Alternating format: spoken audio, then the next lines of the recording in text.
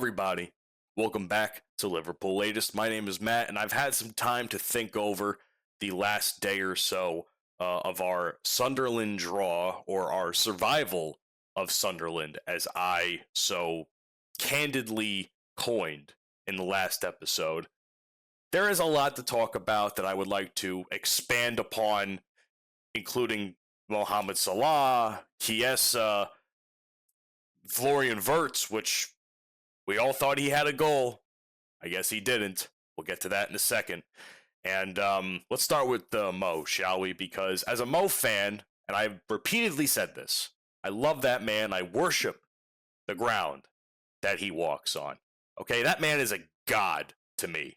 When people say, "Do you believe in God?" I said yes. I say yes. I believe in Mohamed Salah, and then they look at me like I got 10 heads. they think that's literally what I've done sometimes as a joke, and or as like a half joke, so to speak. But I love that man. I love Mo and everything he stands for. But this may be the turning point, this Sunderland game, for Mo and Liverpool, especially between Mo and Slot, because Jamie Redknapp, he says that Salah being benched 2 games in a row suggests that there is a conflict brewing between the two, and there's a breaking point on the way, and hints at the fact that Salah could leave, whether it's in January or during the summer.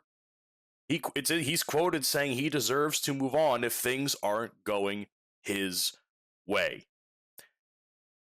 I have seen a lot of opinions since the game ended on Mohamed Salah, and I'll be honest with you, I don't necessarily disagree with any of them.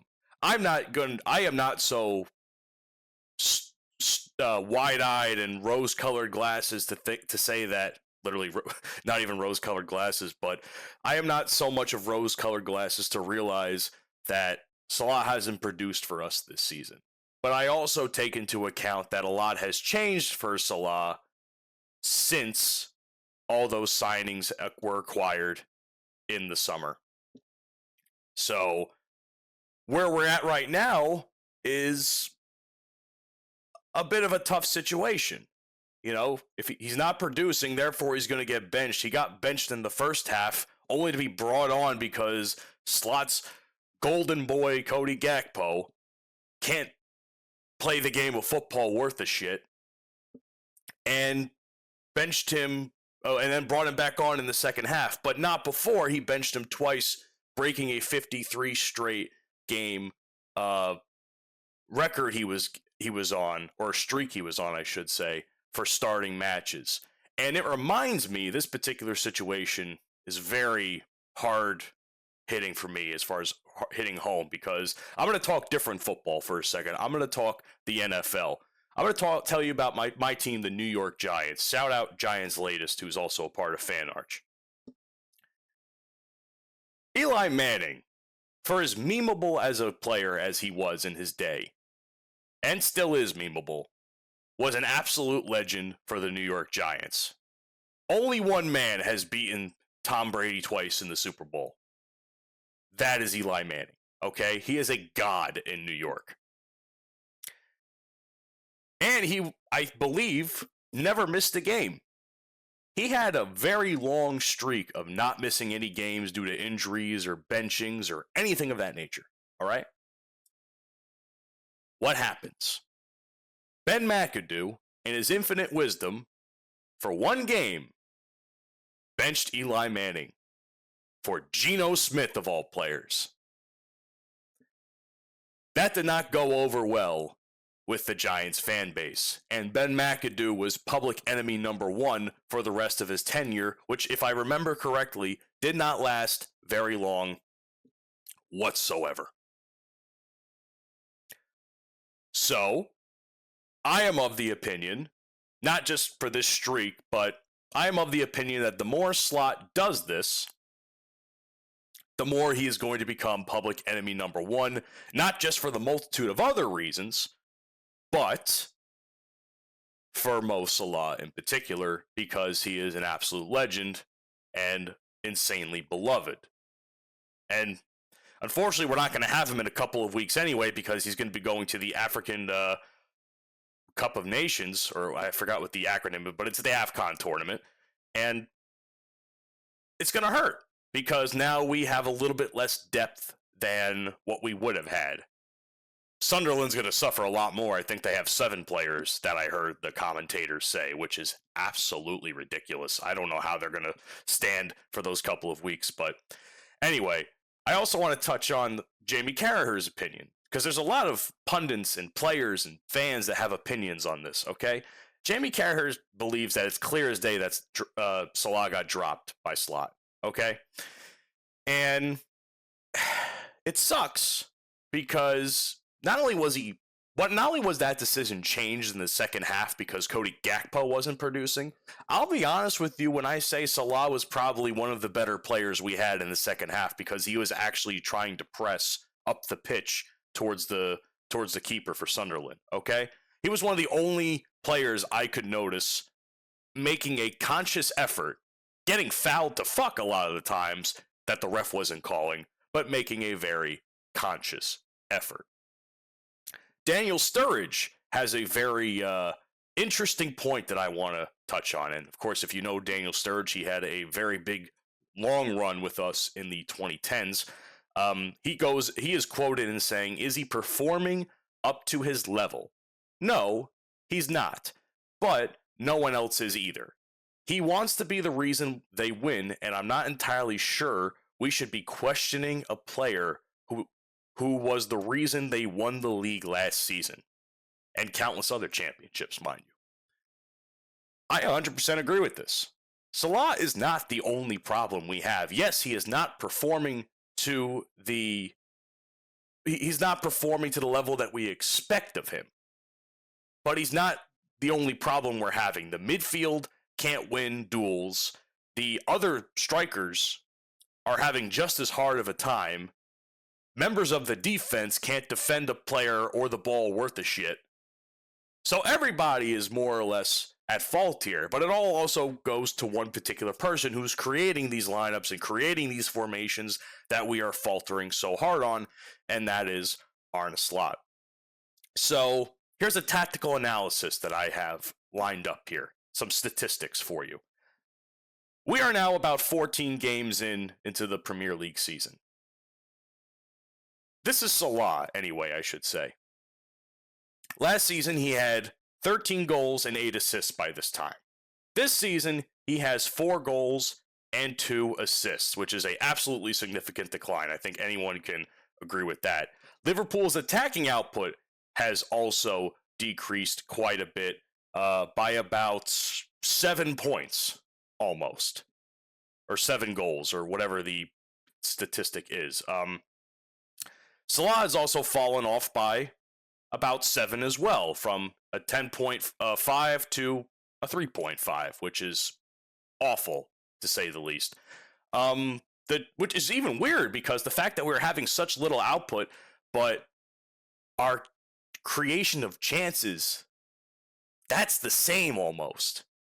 14 games in, we had 170, now we're at 168. So virtually nothing has changed when it comes to chances. We're just not finishing. And that is what hurts. And I think that comes down to, or at least a lot of it comes down to, the signings that we had and trying to make play time for them and work with their way of playing. And also Slot's system, which we thought was working last season. I mean, it won us the league. Unfortunately, I don't think it's working obviously it's not working to Salah's preferred game, but I don't think it's really working towards anybody's preferred game at this rate, because this is not the same team that we saw last season. On paper, I want y'all to understand, on paper, we should be wiping the floor with a lot of these teams, and yet for some reason, we struggle to get a single goal. We're lucky if we score. And that is absolutely insane.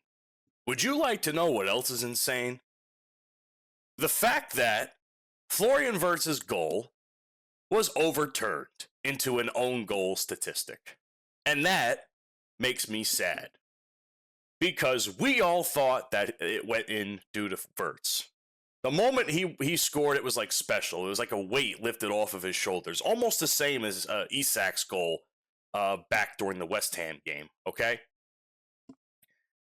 it was just to hear that it was a possible own goal, and once I heard those words being said by the commentators on Peacock, my heart sank really, really badly, man. I just, I can't. I just can't, because apparently the goal panel decision determined that Wirtz's shot was going wide before any contact was made, and that I think I'm going to butcher the shit out of this, by the way. Nordi Mukili's touch redirected it into the goal, so it officially ruled it as Mukili's own goal, not Wirtz. And the replay confirmed that verdict. And it's a bummer. Everyone was upset. We all want to believe deep down in our hearts that Wirtz scored that goal. Unfortunately, it's not the reality. Because, and a lot of us are going to be delusional and say he did. I completely understand that, but delusion is not reality. The reality is the statistic does not count towards him. And it sucks ass, but what are you going to do? For him, his reaction was a bit surprising, to say the least. He was disappointed, as anybody would be, but calmly and maturely is quoted in saying, "It doesn't matter for me. We draw. We wanted to win. That's what counts today."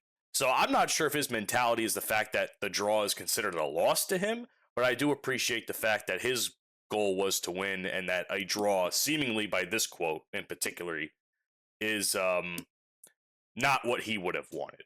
So the team result for him matters more than the personal milestone, which I commend very much, because I always appreciate when players are unselfish and want to get the team going and want to lift the team up around them. I myself am like that, whether it's like at work or around people, where it's like, if I see somebody else having a rough time, man, my goal is to bring them up, and that's what Wirtz is trying to do. He just wants the team to succeed.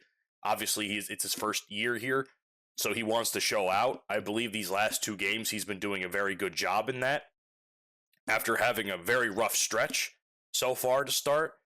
But he just stresses that he and the team need to stay patient, keep working hard. Of course, the same old garbage we've been hearing all season when we lose games terribly. Stay patient, keep working hard, keep pushing, don't give up. The same old garbage. It's the same old garbage. But, in the end of the day, they were able to create a few chances, probably because of Wirtz, because Wirtz was absolutely going out of his mind at some point, especially in the second half. The second half, I remember him being quite impactful into the game, mostly because we were controlling a very good portion of the pitch at that moment. I believe we were mostly dominated the second half, and if Sunderland got any sort of momentum, it was basically off of mistakes or counters or things of that nature. But as far as like dominating control in the zone, I would like to believe that Liverpool had that and that we had the edge, definitely. I'll tell you who doesn't have the edge in terms of the good graces of Arne Slot is one Federico Chiesa, which there is not a single man I feel more bad for at this rate of time than him. I don't know why Slot hates this man. This man, as I have said yesterday, has probably been one of the most consistent players we have had all season. He presses. He defended a wonderful attempt at a goal that was blocked by him after the striker got past Allison, which, that alone had me nervous. But Chiesa being there and literally running his ass off to get to that point, essentially, as I said, and everybody else is saying, saving Arne Slot's job in that moment. And what does Slot do? He essentially tells him, "Yeah, good job. You did fine." This is the quote directly. "I think that's what you want. That's what you want a team or player to give in that situation, to keep on going." Give the guy some praise, for Christ's sake. I mean, for God, Jesus Christ almighty, man. I don't understand why Chiesa doesn't play. I mean, yeah, when he starts, he's had some rough games, but that's also because the tactics around those starts were garbage. I mean, he started the Crystal Palace game in the Carabao Cup, and look what happened there. You know, Slot through that game, so that did us no good to begin with. Let's be fair. I can't fathom Arne Slot's thought process with this. It's like he'll start Gakpo, who is 6-something feet tall, all right? He's 6-something feet tall, absolute trash. He's hitting in corner kicks when he should be trying to get headers into the net. It should be someone else doing that. I just don't. Gakpo doesn't play his role that well. From what I've seen so far this season, he's had some good moments too. But Chiesa, every time I see him on the pitch, he's the hardest working guy on the field. I mean, after all, the first game of the season, I think, was the whole reason we won. We got lucky with that one goal he scored. Give the guy more minutes, for Christ's sake. Give him a start. I don't care if it's against a team like Leeds on Saturday or what. It's not even just Chiesa I have a problem with not playing that much. It's Edetike. It's a lot of the guys, the young guys that aren't getting the opportunities that Slot so apparently boasted that they were going to get, whether it was behind closed doors, but apparently a lot of people believe that that was a conversation, or those were conversations that were happening. And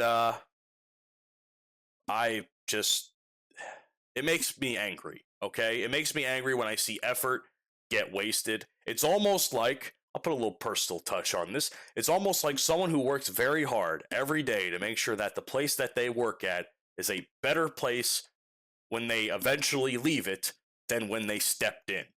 And corporate companies decide that it is in their best interest to fuck you over at every turn because you're doing your job as best you can. They're like, yeah, that's fine. You did good. Go back to work. Or maybe we'll give you more money. Or maybe we'll give you more hours. Or maybe we'll give you a promotion. That's what I think about. Federico Chiesa is like me, because I have been fucked very recently by jobs, okay? And I'm not going to get too specific and get too personal about it. Obviously, I'm not talking about fan out here. All love to Oliver and Jason, but that's how I feel in my day job. To the point where I don't enjoy going to my day job. I much more enjoy talking with you guys here on Liverpool Latest than I do going to my day job, or when I do going to my other side job, which is media related. Also owned by a corporation, but they certainly have treated me much better than the current job I have that's full time. So, in this sense, I see Federico Chiesa as me, and it makes me angry. Okay? And that's all I have to say about that. It just disgusts me to absolutely no end. And the final thing I'd like to touch on today makes me very sad. I am recording this video on December 4th of 2025, the year of our Lord, which should have been the year of Liverpool. Well, it was, until the new season. Today is Diogo Jota's 29th, or what would have been Diogo Jota's 29th birthday. And I have been seeing tributes all across social media. I've done enough crying about it and enough dwelling on it when his initial passing had happened, due to that car crash that took the life of not only him, but his brother. I think a lot of us forget that his brother, Andre Silva, was also a part of that accident. And we didn't just lose Diogo, we lost someone who was probably equally as talented and as good of a man as Diogo was. But Liverpool put out a very touching message today that I would like to read to all of you in honor of his birthday. Today, as every day, and we do remember him every day, not only here on Liverpool Latest, but the fans across the world. We remember Diogo Jota on what would have been his 29th birthday. All of our love, thoughts, and prayers continue to be with his wife. I'm going to butcher this, God forgive me. Rute? Or Rute? His children, which that breaks my heart seeing his kids every time I see photos of his wife and kids on social media post passing. Parents and all of his family and friends, as well as those of his brother, Andre. Forever in our hearts, forever our number 20. And happy birthday, Diogo. You know what I wanted? You know what I asked my parents for Christmas this year? Let me tell you something, man. I don't really want much for Christmas this year, but what I do need is a new Liverpool jersey. Unfortunately, living in the South, moving from one state to the other affects your weight. And living in the South, they like to eat down here, and I like to eat. So I've grown out of my Mo Salah jersey from a few years ago that I got, unfortunately. So I asked my parents for a Diogo Jota jersey for Christmas. And I'm hoping I see it under the tree because that's literally the only thing I desperately want. But if I do get it, Lord knows you will see it on my back the next time you see me after Christmas on Liverpool Latest. I can guarantee you that. I love you, Diogo. He was one of my favorite players on the team, and to see him gone, to see him not be a part of this club, hurts me. And honestly, I just want to touch on something too that pissed me off this morning. I saw an article. I didn't read it because I knew it was a garbage tabloid thing. Uh, the Mirror, I believe, which is I've read into it. It's not a very credible source. Apparently, it was rumored that they were going to transfer Diogo during the summer, and why they would decide to post that on such a day is beyond me. I think, of course, tabloid sites are going to be scummy, but I think that's just a new level of low, in my opinion. There are certain levels of low that I have seen in journalism when it comes to sports. This is one of them. This was pathetic. I don't know why you would talk about such a thing on his birthday and a day that his family and his fans, me myself included, continue to mourn. It's just garbage. And whether it's true or not, I don't care. You couldn't have posted it any other day of the week. You could have posted it any other day this week outside of today. But you chose it to post on his birthday. So fuck you, Mirror. Piece of shit ass tabloid news outlet. Anyway, that is my Liverpool latest for you guys. I hope you enjoyed it. Please comment, leave a like, and subscribe to the channel for more thoughts, opinions, and daily news. I appreciate the fact that you're here. And much like we are with Diogo, you never walk alone.